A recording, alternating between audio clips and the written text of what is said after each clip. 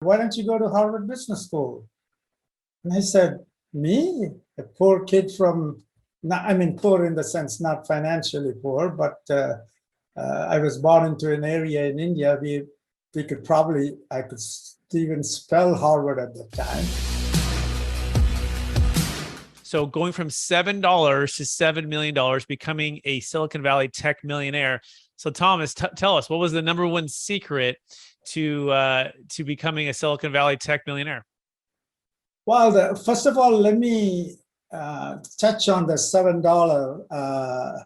This is not something for bragging, but what happened is the time I came was early 1970s. At that time, India government had a lot of trouble with foreign exchange. So they will allow us to take only $7 worth of money out of the country. So that's why the $7. It is true. I came here with $7. That's all I had. But luckily for me, I had a brother who moved to United States, and he was a doctor. And so he told me, don't worry about the money. You just go to college and study, and I will lend you the money. So I went to Rutgers and got my master's in aerospace.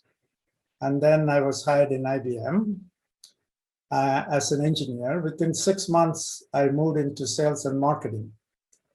And from there, I was sent to, this was the period where there was a lot of stress, race relationship between blacks and the rest. And so I was sent to teach in a predominantly black college. So they were trying to create the awareness to the minorities so I can become a good manager in IBM. So I went to Hampton Institute, or now called Hampton University, and I taught there. I taught mathematics while I was still getting paid by IBM, my regular salary. And from there, the school felt that I did an amazing amount of contribution. However, they never paid me a dime. So they wanted to help me. So they told me, why don't you stay back and we will make you the president. One day you can become president of the school. And I was still very loyal to IBM, and I said I couldn't do that. So they wanted to help me, and they said, why don't you go to Harvard Business School? And I said, me, a poor kid from, I mean, poor in the sense, not financially poor, but I was born into an area in India. We could probably, I could even spell Harvard at the time. So I come here, now you're telling me to go to Harvard Business School. I never thought about it. So he said, don't worry, I'm the president of the university. I'm a graduate of Harvard Medical School, and if I recommend you, they will take you. I said, okay, go ahead. And I went to Harvard Business School and got my MBA.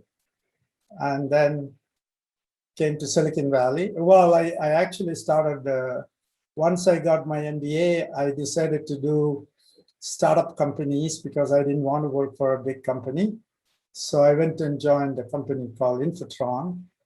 And very soon after that, I became Senior VP of Sales and Marketing, took the company public. And that tells you the early part of my career.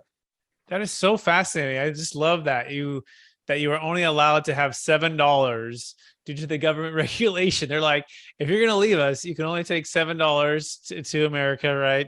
But fortunately, you had a good brother who was willing to lend you some funds, tell you to go to school, and that led to an amazing career, right? With IBM, and then off to Hampton University, and then to Harvard Business School. Very fascinating how all of those, you look back and all of the connections, Tom, they all start to connect to where you're at now. And so let's pick up on the story though. So at that point, you're doing some sales, you're doing some teaching, mathematics, this very diverse background. When did it switch to really start to make the wealth to go from $7 to 7 million? What were the things that you were practicing besides education and working hard? What were some of the secrets that helped you to think big and make some great strides in your wealth? Well, when I came into the country, you have to remember it's 1970s. The country was very united. They were very proud of capitalism, self-made people. So I had an amazingly great mentors who are like third generation, fourth generation Americans who accepted me into their network and helped me to go further. For example, they told me, you don't want to go and do your PhD. I was actually enrolled for PhD in aerospace. And they said, nah, you don't want to waste your youth in doing PhD. Why don't you go and get your master's, get out and work?